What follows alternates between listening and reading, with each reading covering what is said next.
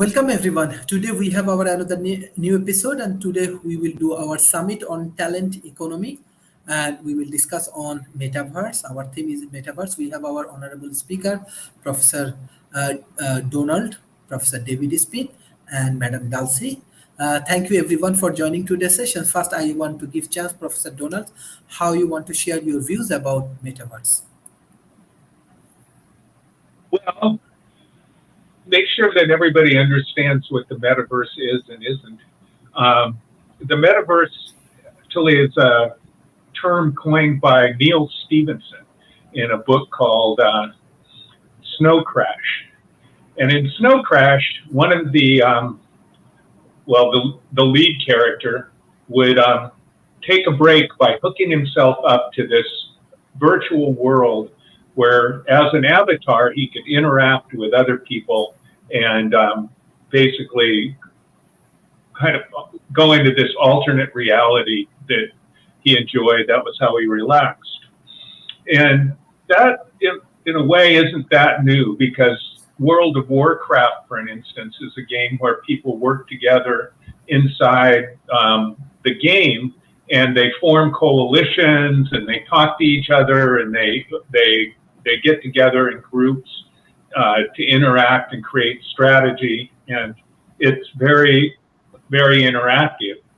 And of course, we have Facebook and LinkedIn and Twitter and all these different kinds of ways that we can interact with each other online. And more, we've gotten to the point that we're, me at least, I use online to buy almost everything. I don't want to go to stores. Too much trouble. And I don't drive anyway, so it's just way too much trouble. And so ultimately, and then of course I want to point out about Second Life, which has been a popular game for many, many years, where people go into this virtual world and they build houses, and they create stores, they sell things, they buy things, they interact with each other in a lot of the same ways that we interact with each other in the physical world. So the idea is ultimately that the metaverse, that we'll be able to create a kind of Second Life plus that any of us can go into, and we'll have our avatars, and we interact with other avatars. And as technology gets better, things like Oculus, the virtual, the interfaces to the virtual world, and who knows, maybe even someday neural interfaces, will be able to interact in ways that are make us feel like we're in the real world, where we look at the face of the other avatars, and if we move one direction, we can start kind of almost acting as if we're in the physical world. And that's the metaverse. Now, one of the things that's important about the metaverse in Snow Crash was that it was open. In Snow Crash, no one owned the metaverse. It was completely distributed, and anyone could add to it or take away from it. Right now, the concept of the metaverse is being, for the billionaires that are really pushing it, like Zuckerberg and some of the game companies, Nvidia, others. Each one of them wants to own the metaverse.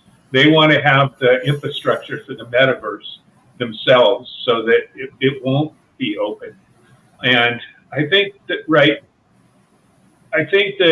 right now, the most interesting thing about the metaverse is the battle of the billionaires to see what happens.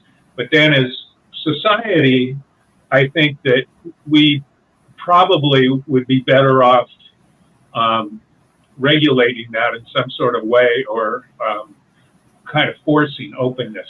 I was a technical consultant to the US government suit against Microsoft. And Microsoft was trying to make Word be part of the OS. So therefore, no one else could write word processors that would work on Windows. And because of government intervention, the office was separated from the rest of Microsoft to allow people to make things and to be able to compete. And as we develop the metaverse, I think that's an important thing that we need to do. And I can talk about it more later. I'd like to pass the baton to some of the other amazing people that are here. Thank you, Professor Donald. Professor David Smith.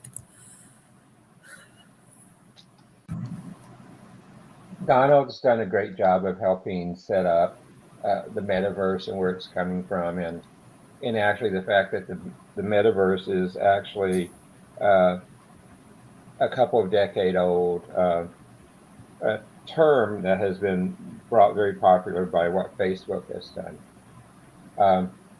To me, what's interesting is the market size of the metaverse market in 2020 was $48 billion. And the market forecast of the metaverse in 2028 is $872 billion. So it's here, it's growing, and it's going to be doing many different things. And part of what we see some of the larger companies doing in some of the startups is moving the metaverse into very different applications. One of the trends I'm seeing right now very sharply is using the metaverse as part of human resource technology and using it for virtual meetings, virtual conference rooms, use it for onboarding, and really beginning to put it into business purposes as well as we see entertainment purposes as well, which was very placed.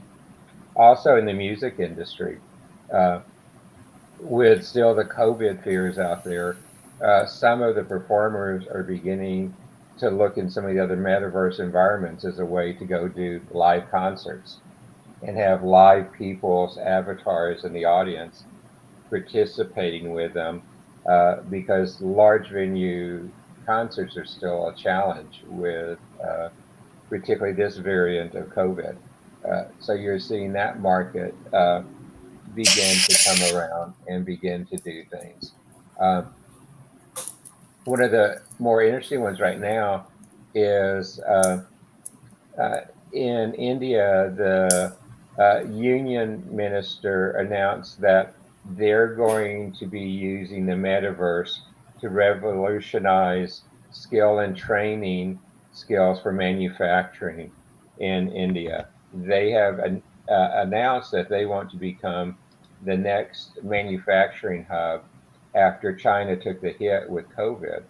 And they're seeing metaverse as a way to dramatically accelerate how to do manufacturing by training, onboarding, and actually set up marketplaces inside metaverse to help funnel new manufacturing business into these new centers. So you can see metaverse has a very, very broad application base that can be used. The other place is if I begin to look at gaming and media, they are leading the stock very where.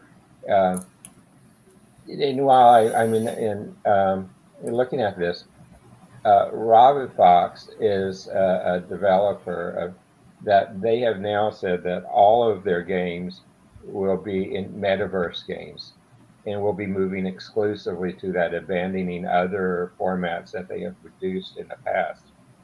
We're even seeing metaverses beginning to set up for healthcare. And I believe it has a ton of challenges with HIPAA and privacy and particularly cybersecurity protection. But metaverse is happening. Those are a few of the challenges that have to be solved. I know we will address that more later. But to me, the metaverse is here and beginning to be used not just in entertainment, but hardcore business applications too. And we're beginning to see governments express interest with setting up whole metaverse communities and things. it made me recently go back and dust off and find my password for my Second Life. And I've gone back and revisited my island in Second Life, and I realize I've let it overgrow because I've ignored it so many years. But Sharif, thank you so much, and I'll come back as we go further into the program. Thank you, Professor David Smith. Madam Dalsey, how you want to analyze metaverse? Well, this is a subject very close to my heart. I am a 13-year Second Life resident, active 13-year Second Life resident, still very active in Second Life. Have a large community of friends that are Second Life residents that I've known for going on 13 years now that are still good friends of mine. So I've been a metaversal living person now, I want to say since 2009, like hardcore. And I saw the progression of most of these artificial intelligent and augmented reality applications that were coming up that were using NPCs and bots in metaverse spaces to communicate with people and to build out communities. And a lot of these spaces were claiming they were the first to start building these metaversal spaces. And in reality, it was Second Life and Entropia, and like Daniel said, or Donald said, World of Warcraft. Those were the first ones that came about that started community, and Second Life has been the one that survived all these years and is really like the shining example of what a true metaversal community should be and how it could be built upon. A lot of lessons can be learned from Second Life when moving forward into ethics and standards and understanding how people relate to each other in these worlds. I've blogs upon blogs of people writing content about their experiences in these spaces. And so there's a lot of learnings that we can get off of Second Life because it is one of the oldest metaverses. It is built off the idea of Snow Crash. That's where Philip Rosdale, the originator of Second Life, he based it off of Neil Stephenson's Snow Crash and made his own version of what it was. And Second Life is a closed garden. It's not interoperable. You can't take anything out of Second Life, and you can't necessarily bring anything into Second Life easily. You have to understand their pipeline to bring in 3D objects. So a lot of creators who are very skillful have made a huge career out of selling goods in Second Life because they've learned those pipelines and those skills to a method and are able to now bring in all kinds of gear. And now some of those same creators that have spent many years in Second Life creating gear are now taking it out of Second Life and taking it into other Web3 based metaverses, right? So now, if I can go over the history a little bit, we have Second Life, which was a very big platform that had over 100,000 active visitors in Second Life in 2015 consistently, and their GDP was about $500 million in 2015. It hasn't changed much. It's been kind of steady since. It's last year was about 600 million their GDP, and they had about 200,000 concurrent visitors, and that was mainly because the pandemic hit and people realized, like David said, he dusted off his avatar login and he jumped back in. So a lot of people were doing that because of the lockdown and rediscovering Second Life. But it's been very consistent and it's been holding steady and has a very solid community. So sometime around 2015, 2016, you had a lot of startups popping up with their versions of metaverse applications, mostly built off of Unreal and Unity, and were built for VR headsets. And Second Life also jumped into that trend. So Second Life decided they were going to make their VR headset version of Second Life and call it Sansar.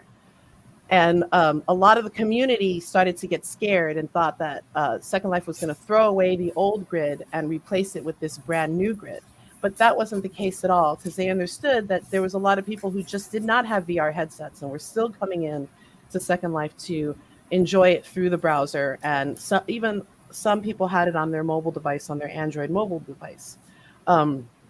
So when all of these other VR applications like VR chat, Altspace, Sansar, um, uh, Rec Room, um, quite a few of them, The Wave, they all started to pop up and they all started to claim that they were the first to have the first immersive wedding, or a metaversal wedding, the first immersive concert, the first immersive birthday party, the first immersive um, comedy show. They were all claiming these firsts, but in reality, Second Life had already done all of that, right? I personally, the first time I ever discovered augmented reality was when I was in virtual reality. I was in Second Life and I was invited to an event with over 100 avatars on this simulator. And it was a DJ in Sweden performing, and he was performing live in real life in Sweden, in a square in Sweden. And his avatar is in Second Life performing, and he teleported my avatar. And I see that this event's happening, and we're standing on a big television set, like an old school 1950s CRT television set. And when I jump off the television set and I turn around and I look at what's being pumped on the screen, it's a video of this DJ in real life spinning. And behind him was a projection map on a building. And I asked him, what is that going on the building behind you? And he said, that's augmented reality. And my mind blew. Like my mind exploded. Like I was experiencing augmented reality in virtual reality and never heard the term augmented reality before. And that's when I realized that the convergence of real life, augmented interactions, and virtual spaces, that's where the real metaverse lies. It lies in the convergence of all three of these. Apple computers, they understand that. The company Apple, that's what they're building their metaverse to do. They're building their metaverse to be able to go between an immersive virtual space, an augmented space that's overlaid in real space, and real space itself. And how does that interact with all of their products, and the way, and seamlessly with all their products, and hooks people into it. And that's another thing Apple, I think, is very keen on, is community, which is very important lesson to learn from Second Life, which the other applications that I mentioned that did VR didn't really understand in the beginning, and they floundered. They didn't understand how to cultivate their community and how to keep their people engaged in their metaverse spaces. So a lot of people kind of kept teetering back and forth. Altspace almost disappeared completely. It wasn't until Microsoft decided to save them that they became a integrated deeper into Microsoft's mixed reality system. Um, Other ones like Rec Room and VR Chat have had a cult following, so a lot of people like really love those platforms and have developed over time. VR Chat is kind of like a wild, wild west metaverse space, so a lot of people can get away with a lot of different things in there. And that brings an important point about standardizing and ethics, because a lot of people go into those spaces and they feel like they can do whatever they want. They harass people, they grief people, they do all kinds of things. So how do we protect people in these spaces? So we're learning a lot of lessons there. Web3 is a huge component for the metaverse at the moment. You've got many people in the crypto world looking to virtual reality and augmented reality and the internet as the platform to help them build out their smart contract-based metaverse spaces. So you've got Crypto Voxels, you've got Sandbox.com, you've got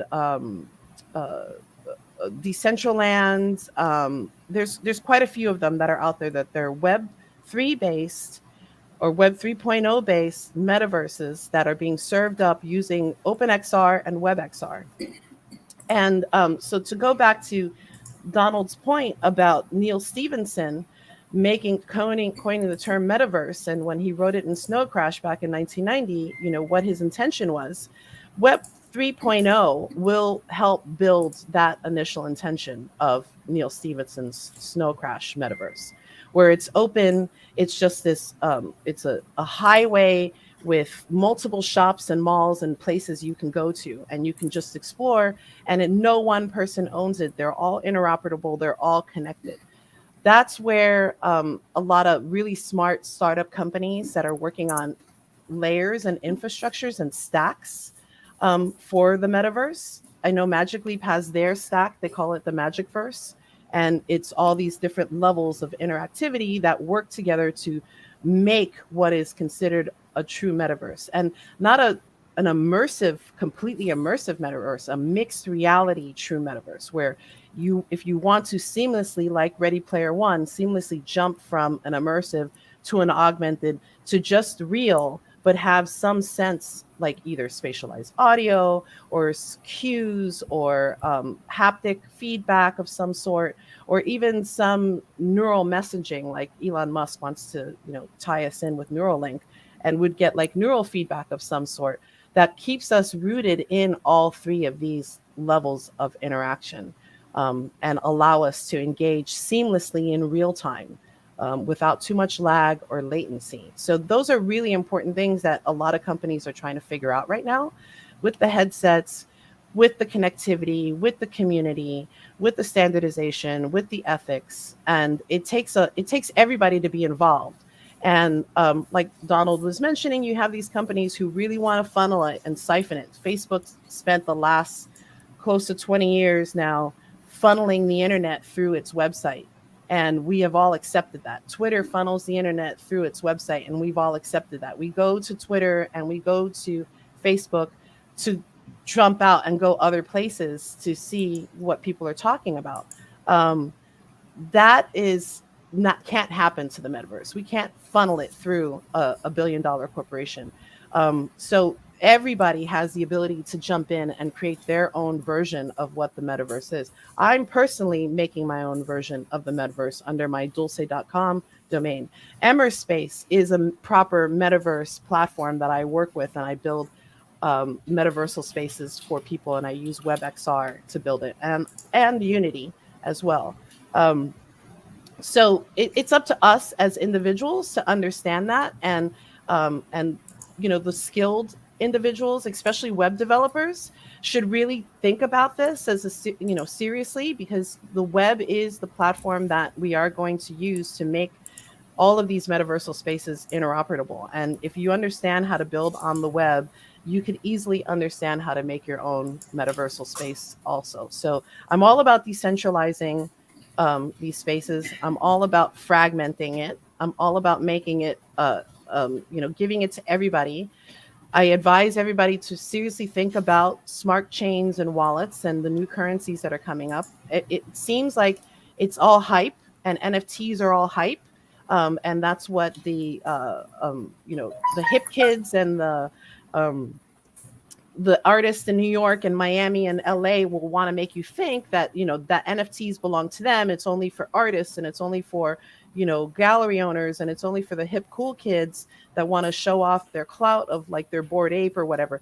But that's just the hype, right? The true reality is that blockchain and non-fungible tokens and cryptocurrency, that is the future of the metaverse, because people need to have stake of claim on their virtual goods. If I make a wearable for an avatar and it's my branded wearable, I'm going to smart chain that wearable, and the stake of claim is always going to come back to me. That is powerful. That is a very powerful thing for creators and artists. And if they could just understand that, then we would get off this hype cycle, and we would all understand that this is really an amazing tool for us to build out the Web3, the metaverse that is decentralized and unfragmented. So that's all I have to say for right now. Thank you for your great analysis. Mr. Adam, what you want to add for today's discussion?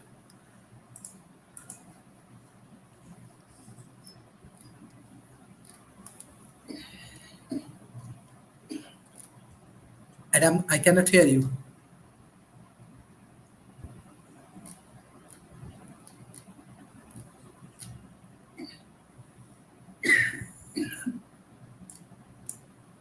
Okay, no problem. You join again. Mr. Donald, there are some question from audience. How will the metaverse impact in business? Yeah.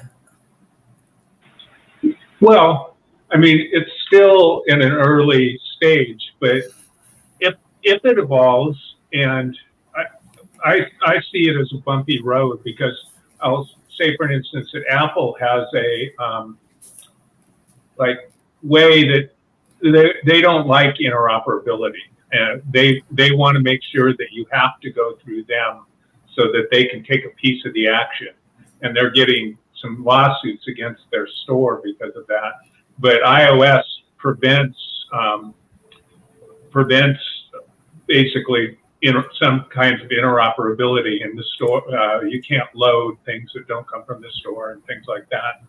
And so there definitely is going to be a period of people battling it out, trying to see if they can be the people that basically control the highway that it runs on, just like Facebook controls the highway that everybody uses to interact on Facebook or Twitter or whoever does the same.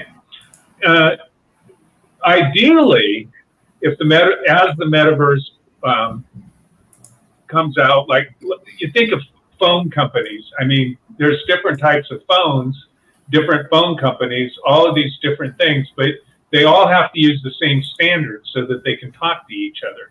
And that's how we wind up with this wonderful system. The internet is the same way, and the web has to have certain standards, or it wouldn't work. You can't have an Apple web, or you could, but it would. That's not the way it is. And so, if we get to the point, let's be optimistic that we have these open standards. Well, then basically any business can set themselves up in the metaverse. And what people are doing now, I just talking to a friend yesterday who dabbles in buying and selling things on eBay. I mean, when I was young, there was these things called flea markets where people would come and bring stuff that was in their garage to sell it. It's sort of like a garage sale that lots and lots of people showed up to, and people get really sophisticated at finding and buying and selling things. Nowadays, everybody does the same thing on eBay, and it uses eBay and Amazon. So ultimately, as these spaces get more built out, there's incredible business opportunities. Let's just say, just take an example is, how could you compete with Amazon? Well, if as people come up with logistics companies that can deliver stuff for people, then somebody can do an eBay. She uses the post office to deliver things, but people can expand their companies. Like almost anybody can set up a store. Things like what we're doing with the university that we're developing, Amador Academy. We could have people, basically when you're trying to teach online, it's very often very unidirectional, and you can't get interaction. Where, like if I'm teaching a class physically, I'm watching the facial expressions on everybody in the classroom to see if somebody is not understanding what I'm saying, if I'm boring them to death and I should switch what we're doing. All this information that I'm getting, I can't get nearly as well through Zoom or other methods. But as this metaverse develops, it'll be potentially possible to expand it into things like services that are difficult to provide over the current internet. So, I mean, these are just some examples. The number of business opportunities is really pretty much endless, because it's basically like a parallel reality where you can do pretty much anything that you want in this reality. So that's what I can say about business and the metaverse right now. Thank you. Professor David Smith, I want to take another question from audience. What does the metaverse matter? Monica. Well, metaverse really, if you look at it, their adoption curve on it is very generational. And so those who grew up playing multi-player, multimedia online games are really well suited towards moving to it. But why is it really important. And there's another question there: is it real? And as Bishop says, parts of the metaverse has been real for over a decade, and beginning to go there, and you see things with it there. Um, does it matter? Does it impact business? Yes, it will, and we're seeing that all over the place today. The um, governments are beginning to plan. South Korea uh, just took the metaverse as one of the big items in their new strategic blueprint, and their goals in it are activating the ecosystem for metaverse platforms, again with an S there, growing professionals, growing companies, and set up a safe environment for all metaverse users. And the last one, the safe environment, is kind of interesting, is that if you begin to look at some of the metaverse games and things out there right now, there's places where people take advantage of each other, particularly guys taking advantage of women in it and coming up and virtually molesting them and other things like that in the metaverse. So you still see that going there. And what's particularly, I think, important is the country as a whole has said, we are going to be applying the metaverse technology in arts, culture, education, K-pop, tourism, and one of the other side focus areas in them is they're building a Korean language institute on the metaverse for foreigners to help promote more tourism and to help promote more environment there.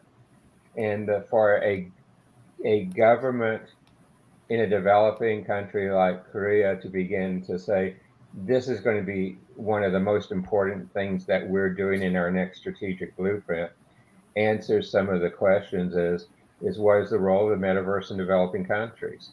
It's to begin to do those. We've heard we're seeing metaverse manufacturing plants set up, and that it's being used. Some of the other companies that are larger ones are beginning to set up metaverse office complexes with conference rooms in it, with HR in it, with other things like that, so that their employees who are working from home primarily because of COVID will have a virtual office, a virtual headquarters building that can be very beneficial going forward too. What's the other one on here? Why does it matter? It's one of the next generations of the internet. You see people like Elon Musk, who says he's going to take $10 billion and begin to use it to help develop a metaverse internet. And you see others like Meta, Facebook, beginning to devote very large money into making a metaverse internet impact. I think it's going to be, it does matter, and it will be important for business as we grow, because it's clearly growing beyond the impact of the base part. Can you imagine business today without the internet? Down the road, they believe you can't say you can envision the business on the internet with the meta version there. And I think that's part of the direction you see them headed. Thank you, Professor. Thank you, Professor. There are more questions from audience. Mehdi Hassan, what is the role of metaverse in developing society? Madam Dalsey. Okay, so go back to what Donald and David said. So businesses are in the metaverse. I'm personally working with multiple businesses that are doing metaverse work. And let me just take it back a little bit. We as a society have been working in, okay, we can say it this way, right? as a society, we have developed our cognitive thinking over history, right? And we are dimensional beings, and we've gone through all these dimensional states as a society and realized things as we've gone along, right? And now we've reached up to the fourth dimension. Some people can even argue that we're steep in the fifth dimension. And we progress. The internet's kind of the same way. The metaverse is kind of the same way as a society. It's a reflection of these dimensional thinkings that we as a society already do. And we're laying it out as a thing outside of ourselves, an entity outside of ourselves.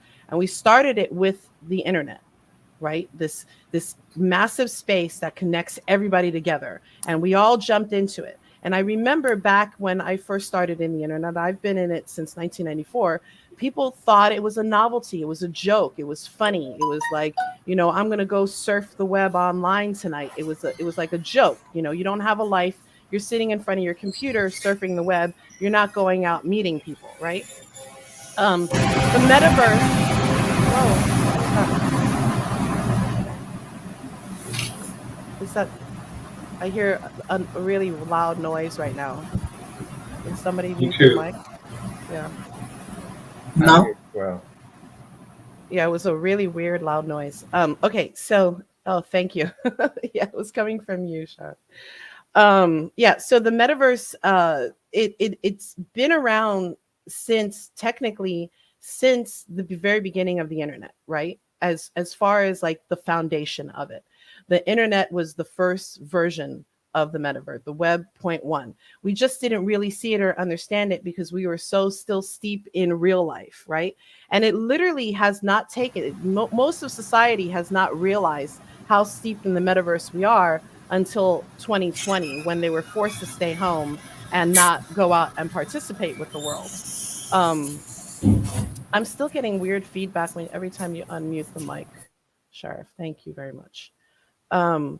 So with web 2, we got mobile phones. And once we got mobile phones with web 2, technically we as a society were hooked into the metaverse, right? Once we got our mobile phones and we were able to leave our house and walk out the door and make a phone call or send a Facebook post or tweet something from a location and geopin it, we are now setting the foundation for the metaverse, and people don't realize it, right?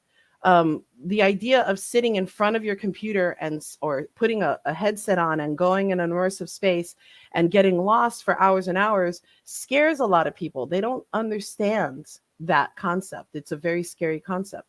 But they kind of are doing that same thing, but without strapping it on their face and their eyes while holding their mobile phone in their hand and engaging in Facebook or in Snapchat or in Twitter or whatever social media engine that you want to engage in. But the fact that you're doing it on your mobile phone and you've got all of them on your mobile phone, that's this interoperable device that has all these places that you could jump into at any point and be on your data.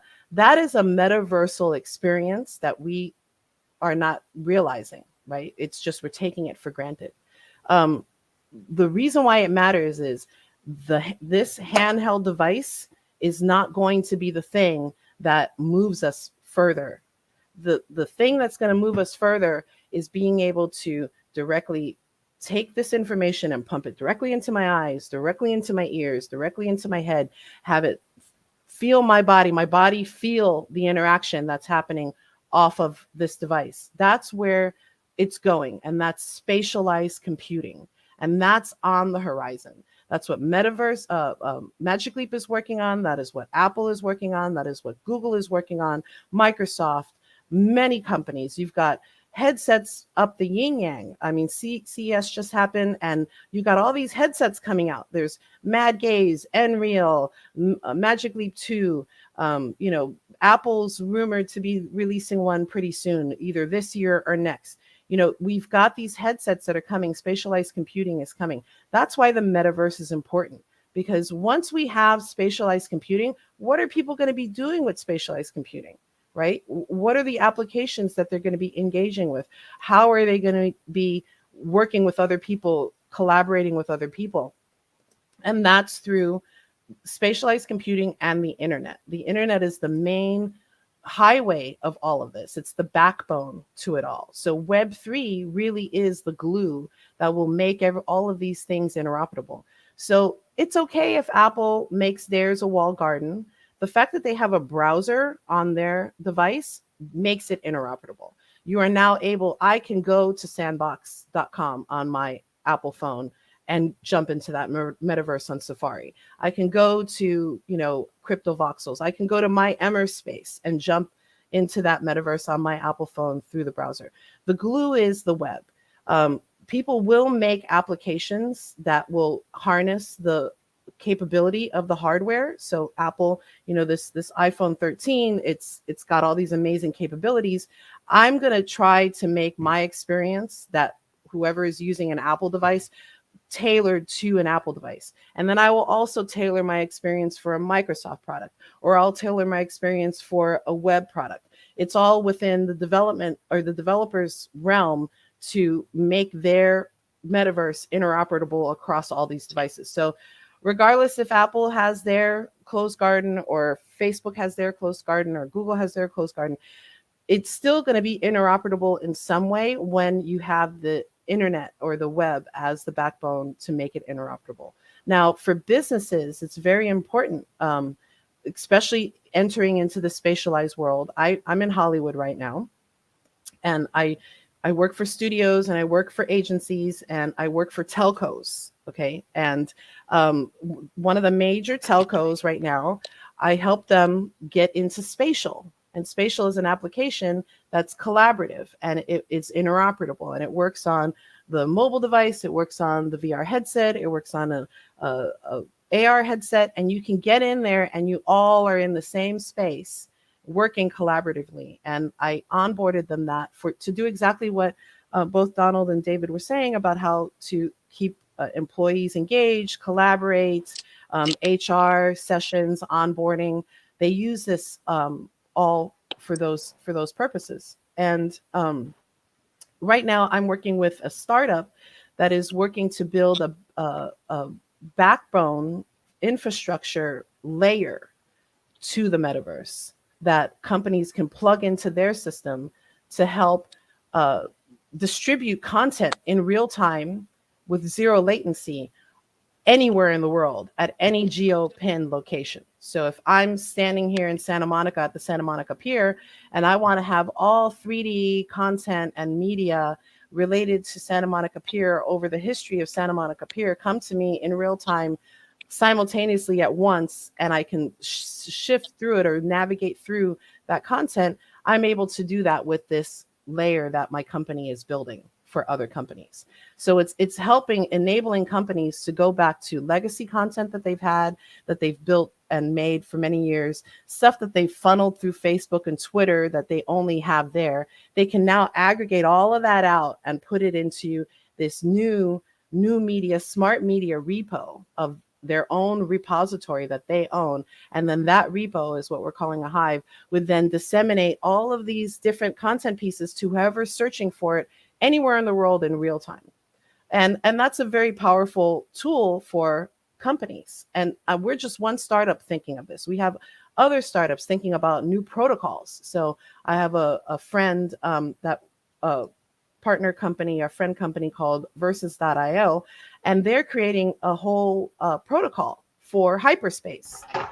So instead of HTTPS, theirs is HPS. So it's hyperspace protocol language, right? And it's based on IoT, on metaversal spaces, on smart chain 3D objects, on traditional media, documents and sound and video and pictures, but it's all to create spatialized experiences and do it in real time, and to utilize peer-to-peer connectivity as well. And that's another really important thing.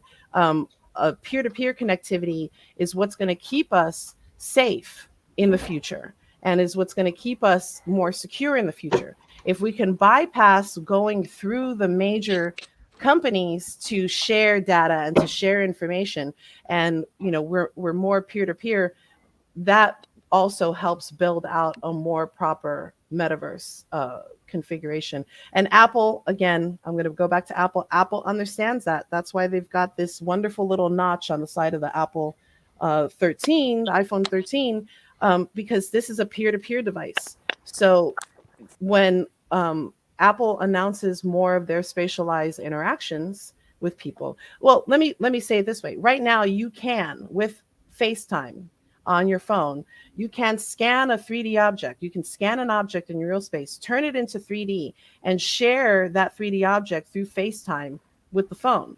And then your friend on the other end who gets the 3D object can then see that 3D object in augmented reality on their desk, right? This is already possible with the iPhone. Only developers really understand that and know that and are, building it into some of their development applications. But as it gets more prevalent and people become more aware of this is going to be normal everyday interactions with people. They're going to go into spaces. They're going to look around on FaceTime with somebody. Somebody's going to go, oh, I like that. Can you scan that? They're going to scan it. And then they go, oh, here you go. And then send it. And now they've got a virtual digital version of that. That's metaversal interactions. That's what the metaverse is going to be and turn into. So, it's a great business opportunity. You got all the fashion companies jumping into it right now with their clothing and their makeup. You've got all of the hip hop, art and music world jumping into it. You've got artists jumping into it. Businesses are now finally waking up to it. There was a mad rush into Second Life back in 2007 when they first thought the metaverse was going to be something. And they learned lessons then. They're not mad rushing now. They're taking their time. They're figuring out what's the best use case for their business and how best to apply. How can they take the content that they've made for the past 30 years, digital content that's been used on their websites and their presence for the past 30 years? How do they now spatialize that, turn that into metaverse content that's on smart chain that, can stake of claim, can be viewed on the ledger? That's where businesses are looking, and they're trying to figure it out. And with these coins coming up, I know that you mentioned India earlier. India is really big on the Shiba coin, and it's actually opening the doors for a lot of developers to now trade easier with Europe and with America, and be able to get their value, because I know that there's a huge discrepancy in how much money an American developer makes versus an Indian developer. Now, this coin has completely kind of flattened that a bit, So now you've got the ability to trade with a very fair value currency between two countries, and it's, pretty seamless. And I know that, different countries are looking to put regulations. I know the IRS is right now trying to figure out their damnedest how to get money out of crypto from people. They're really trying to figure it out. But I like the fact that David brought up Korea, because Korea has always been ahead of the game. They're 5 years ahead of everybody. They were using QR codes back in 2010 when people were still like scratching their head about what QR codes were here in the United States. So for them and their the K-pop groups all have augmented reality avatar versions of themselves that they perform on stage with live. And when some of the audiences come in with either AR headsets or with their, an AR app on their phone, they're able to see the extra digital content that's at the concert. So Korea's up on it. They understand, and it's really cool. And they're actually kind of a shining example of, how to move in the technological realm, with their society and their community. So, yeah. Thank you for your excellent analysis. Thank you, Professor David J. Kelly, for joining today's session. That we are discussing about what is the role of metaverse in developing world. So what is your view? Actually, Mahadi, bring this point. Well, hopefully I don't repeat what everyone else was saying, but I think it's the metaverse is kind of a catch-all bucket for the kinds of things that our technology is evolving into with VR and AR and IoT and artificial intelligence and blockchain technology and all this different kinds of stuff as it comes together. In terms of how it affects Probably the biggest thing I'm actually concerned about is the way technology is affecting the youth, and in particular, so so in my role, uh, I end up hiring a lot of people coming out of college, and one of the big problems I'm seeing with the adoption of increasingly advanced technology is we're losing our ability to do deep thought that's required to do hardcore engineering. A lot of the students, they can multitask really well, but I can't use them, and I don't have time to train them because what they're learning in college isn't really useful from a software engineering standpoint. I need someone that can sit in front of a computer and stare at hundreds of lines of algebra for 12 hours straight without breaks to really wrap their head around what we're trying to do. And that's the kind of complex long-term thinking it's needed to advance this technology. And as we progress, I'm seeing less and less people that are able to do that. And for me, the danger is the advancement will slow as we increasingly lose our ability as a society to do this kind of hardcore engineering, especially in fields like artificial intelligence. Now, we're already pretty far along and the technology's pretty advanced. And so a lot of it is disseminating out, but that's still, uh,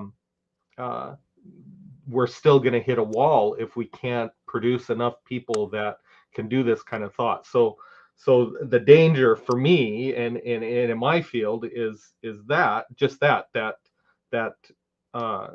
we're too becoming too multitasking, and the human brain really doesn't multitask. What people are learning to do is, if you were to equate it to CPUs, is fast task switching, where you have these short attention spans and you focus a little bit here and a little bit here and a little bit here and a little bit here, and then you go back to the beginning a little bit here, and so forth. And that's not a bad skill.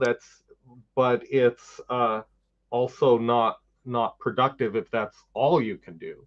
And so that's it, when it comes to how this technology will the quote unquote metaverse technologies will affect society. I think we'll get it the way we're going. We'll get to a point where there's kind of a technological stagnation if we don't, without either a class of people that are able to do it, or we develop like AGI kind of technologies, which is another area of my interest. I will say though that with the amount of autistic people coming into the field, they seem to be able to do that kind of deep thought with or without the society affecting them. And so I mean, I know that's kind of weird to say, but I think our long-term technical advancement is in the hands of that autistic demographic that's able to do that kind of long-term engineering. But that's really what I'm seeing in my little niche field is as a society, that's how these metaverse technologies are affecting us. Questions? Yes, thank you, Professor David Kelly. Actually, this is very important point you bring. Even as an academician, when I deal with the student, I also face, even I believe that many corporate persons and many people actually face the same problem with the young generations.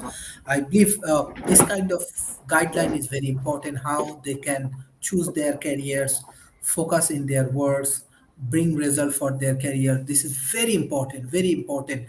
So that's why World Talent Economy Forum, we have our School of Talent Economy. We are focusing on research and development, and we are providing training now more than 600 students. So definitely I want to welcome you, and anyone want to join, I want to welcome them, because this is the most important thing, because if we do not focus, we cannot get the result. That is very important. So thank you, Professor David Kelly. Mr. Adam, what you want to add for today? Mr. Adam, can you hear me? Yes. Yeah, can you hear me? Cool. Thank you. I think because of the way technological ingenuity has sped up, as well as the exponential nature of really just how much. I'm sorry about Mr. Adam. We have to go for the concluding remarks. Professor Donald, what's your concluding remarks today? Well, I thought it was fascinating, some of the comments that other people made when we start looking at it from the higher level social functions. I want to second what David said, is that when we don't really multitask, what we do is we switch between tasks rapidly. And when you actually look at somebody doing two tasks instead of one, doing one and then finishing it and then doing the other, it turns out when we're multitasking, we're doing multiple things badly instead of one thing well. And I thought it was fascinating, the idea that people that are somewhat on the autistic spectrum might be a little bit more able to focus on things like that. In Silicon Valley here, it's well known that many, many engineers are at least mildly on the autistic spectrum. In fact, I remember sitting around with a group of people. We had a networking group that we meet for breakfast once a month, and once a week, I guess. And I mentioned that to people, and 3 or 4 of the women in the table said, "Yeah, I was married to a guy like that." And so, but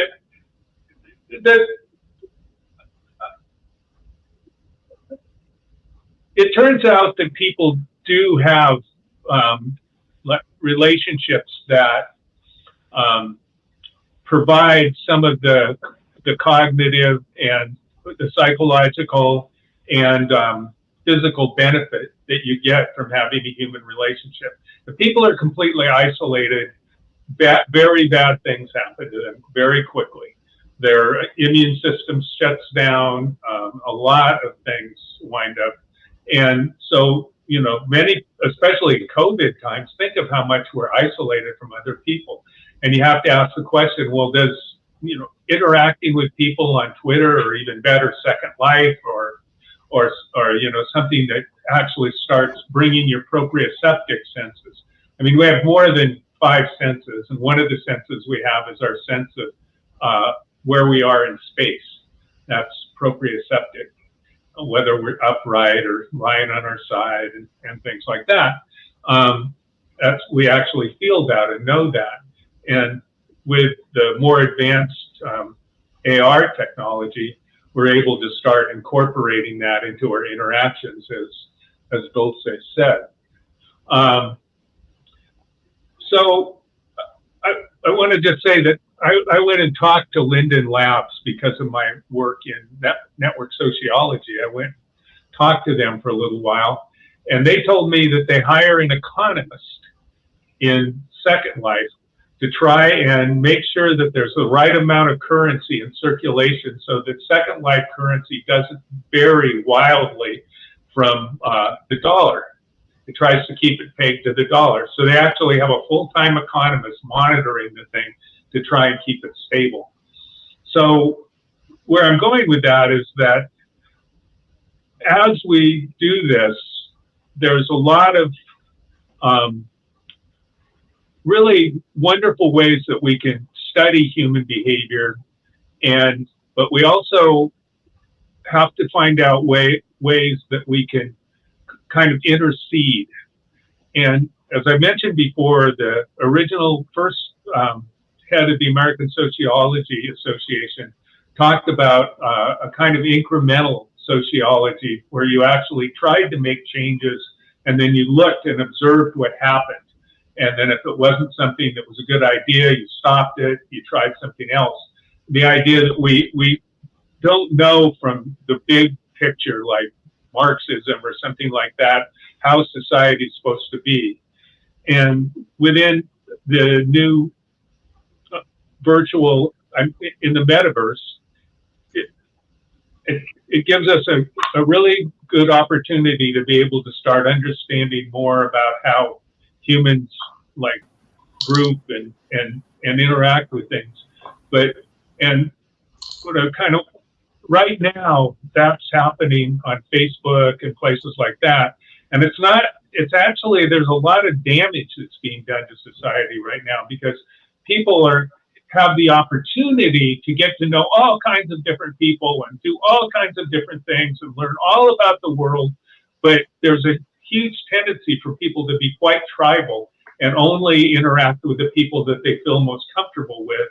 And then that allows people, since there's no feedback from the external world, you can create these imaginary worlds that sometimes are pretty destructive. I know plenty of women that are on Twitter and Facebook who've just had to quit because what they say has offended the trolls. And then they just get attacked and told they're going to be raped when they're walking home and blah, blah, blah, blah, blah, until it's just so hateful and awful, they have to leave. And I could see that getting extremely much worse in the metaverse. And so it's an incredible, wonderful technology, but and it's something that we can learn a lot from. And hopefully with what we learn, we can start making it a safe place and a warm and welcoming place, which I'd like to see too. So that's what I want to say. Thank you, Professor Donald. Professor David Smith, what's your concluding remarks for today? I have several. One of them is, as has been mentioned earlier by the other David and others, is that there are challenges to be associated with as we go to the metaverse. Privacy, security, inclusion, safety, all of these are things that will be there. But to me, one of the ways I can kind of look at it is that the metaverse is going to be a very, very messy place. You know, as much as the artist formerly known as Facebook may wish it otherwise, there's going to be a lot of platforms competing to be the underpinning, the foundation of the metaverse. And who owns those underpinnings, the foundations, the ones that can help drive it are likely not to be interoperable. And that's one of the real challenges with the metaverse, is for it to succeed as broadly as the promise is, it has to become more interoperable and not proprietary. You're seeing that with the growth of some of the new AR/VR lenses, is that they're finally becoming more open with it being able to use across multiple platforms and activities. The other thing is you're going to see is that you're going to see some more and different standards come out built around the metaverse. These are going to include some standards around really advanced, realistic graphics, visual and sound effects. You're going to see blockchain being applied more broadly in the metaverse. You're going to see new forms of legal and financial come to the metaverse that are different than we see today, particularly since so much of what we do on the internet is very straightforward and not nearly as interactive as what the metaverse promises to be. And hardware, boy, we're going to see advances in hardware, not just graphic hardware, but hardware with advanced haptics that help you create the sense of touch, that are more wearable, that can do other types of sensing that will be there. Other elements on there are going to be interesting. The metaverse, as it's being presented today by companies like NVIDIA, Amazon, Microsoft, of course, Meta and others, is that it's largely an unregulated metaverse. I think human nature, as we've seen, and particularly because legislatures are being criticized today of slow coming out on Bitcoins and cryptocurrencies. I think we're going to see regulations come out quicker rather than later to help govern the metaverses that are created and what can happen there. You know, we're seeing Seoul, for example, set up a metaverse of their entire city government. And that's where they handle their city council meetings. That's where you go to register your car and stuff is in the metaverse with your avatar interacting with the Seoul city government. Well, you're going to see the same thing. That's going to present a whole new set of challenges.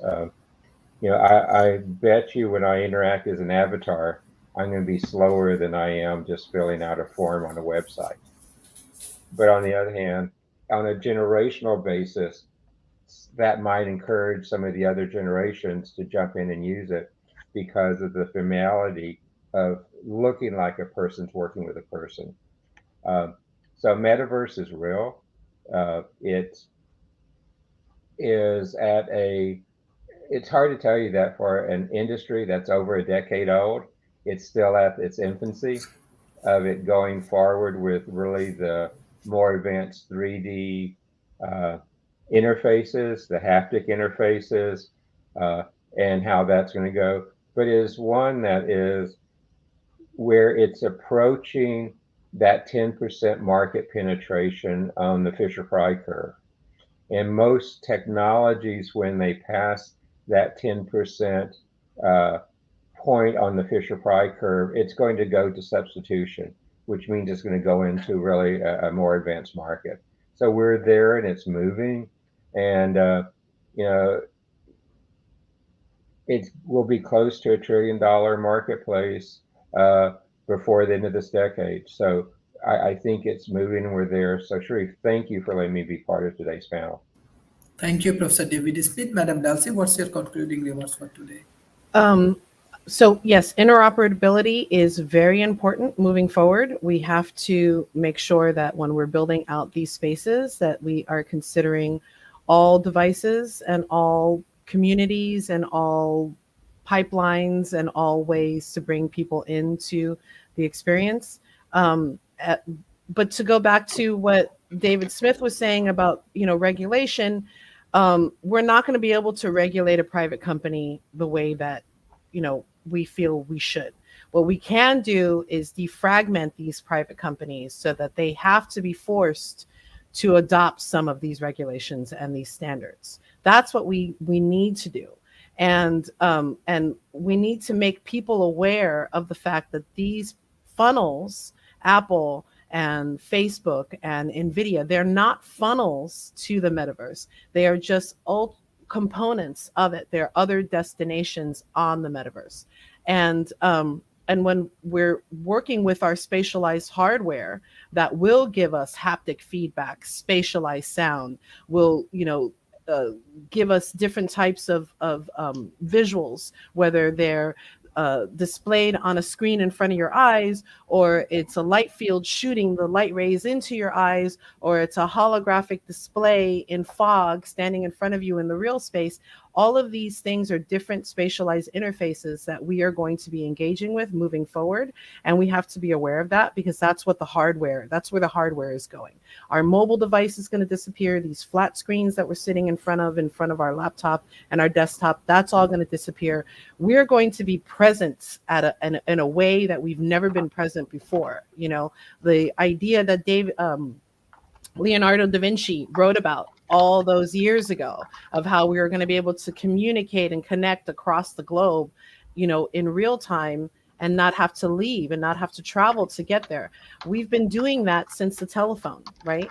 And now it's just getting deeper and deeper in our world. And it's going to be to a point where we're not going to be able to really tell the difference too much. And it's just going to be second nature, how we deal with people in a spatialized context.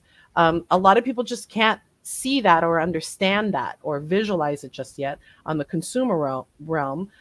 Businesses are just now waking up to it and realizing it, and, you know, applying these spatialized hardware to their business pipelines, specifically on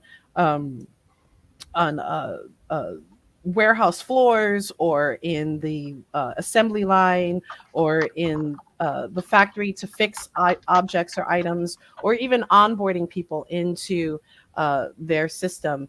Spatialized experiences, interactions, and workflows are going to take over, and it's coming down like a wave, like a tsunami right now. And if we're not aware of it, a lot of people will just get lost in the mix and feel like they don't have agency over it. And my whole point of being a technologist and being in this world is to scream it at the top of the mountains. You have agency over this as an individual. You can jump into it and you can make a change, and we don't have to fall down a pipeline or a funnel, right?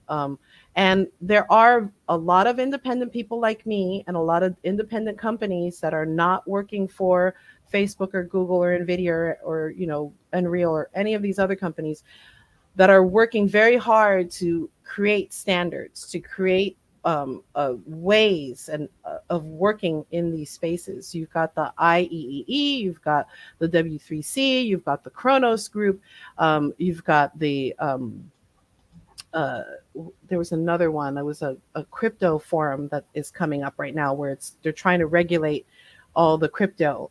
So there's quite a few different foundations and organizations that are bringing people together on a grassroots level to come up with these standards. And usually when at the grassroots, when they come up with these standards, the big companies just adopt them.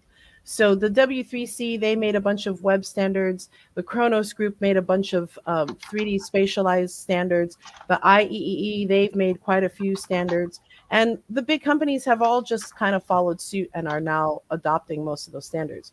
And though that all happens at the lower grassroots level of things. So I encourage everybody who is interested in this, no matter where you are in the world, the internet's at your disposal. You can jump in, you can join these groups, you can make your voice heard, you can say what you think needs to be applied to regulations and standards moving forward.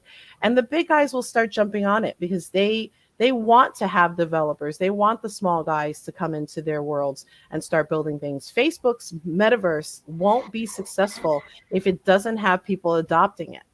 And I personally will never go back into Facebook's metaverse. I went in there a few times in the very beginning, but once they, put this blanket statement out that they were going to be the gatekeepers of the metaverse, I said, oh no, I'm going to now go into other metaversal spaces and explore other places and build those up. And let's see what Facebook does, right? And so what Facebook did was they put out a huge casting call, pretty much like a huge casting call. 10,000 people come and work for our metaverse, right? And and they have it set up where everything is node based. So going back to what David Kelly was saying, you've got all 10,000 people jumping in and none of them are critical thinkers. They're just taking what Facebook has often offered up to them in node development and gave them the ability to make interactions. And now they feel like they're programmers. And I'm like, no, you're just moving boxes together that know how to interact with each other.